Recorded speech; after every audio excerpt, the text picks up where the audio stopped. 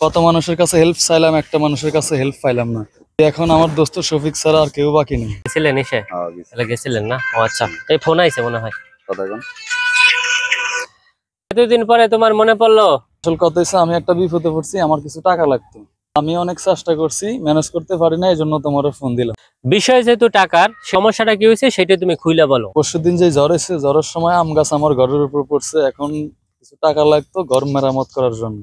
যেহেতু তোমার ঘর ভেঙে গেছে তাহলে তো টাকাটা তোমার দরকার, মনে কিছু নিও না। টাকাটা নিলে তুমি দিবা কবে? হ্যাঁ দোস্ত, 15-16 দিনের ভিতরে দিয়ে দিব টাকাটা। তুমি সমস্যা নাই, 15 দিনের পর তুমি 16 দিন নাও, কিন্তু যে টাইমে নেবা ওই টাইম মতো দিলেই হবে। দোস্ত আমারও তো তুমি চিনো, একবার যা বলি সেটা রাখার চেষ্টা করি। তুমি 15 দিনের ভিতরে টাকাটা পাইবা। তাহলে তুমি বিকাশ নাম্বার দাও, আমি তাহলে টাকা পাঠাই দিতে আসি। এই নাম্বারে ফোন দিছি, এটাই বিকাশ, পাঠাই দাও, পার্সোনাল বিকাশ। ওকে দোস্ত, পাঠাই দিতে আসি। তুমি মনে রাখো দিন কিন্তু 15 দিন। সুস্থ 15 দিনের কথা কইয়া টাকা নিলো, আজকে তো 20 দিন পারাই গেল, কোনো খোঁজ খবর নাই। তখন দিয়ে দেখি। দোস্ত ফোনটা দিয়ে লাইলো।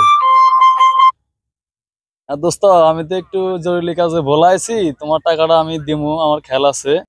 আমার তোমার কথা খেয়াল আছে, আমি আইসে ঢাকা এসে তোমার টাকাটা দিমু। ও আচ্ছা আচ্ছা, তাহলে তুমি বাড়ি গেছো, তাহলে সেটা বলবো না, কবে আসবা? ও 3-4 দিন লাগবে না? আচ্ছা তাই ঠিক আছে, তাহলে তুমি আইসা আমার সাথে দেখা করো। টেনশন করো না দোস্ত, আমি খুব তাড়াতাড়ি 3-4 দিনের ভিতরে আইতেছি। ঠিক আছে। তো দোস্ত 3-4 দিনের কথা কইলো, আজকে তো 1 সপ্তাহ বড় হয়ে গেল। একটা ফোন দিয়ে দেখি কি অবস্থা।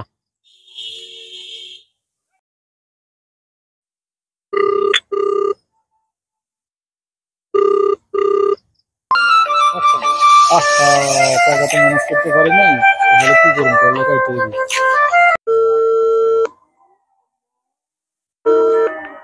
আপনি যে নম্বরটিতে কল করেছেন তা এই মুহূর্তে ব্যস্ত আছে।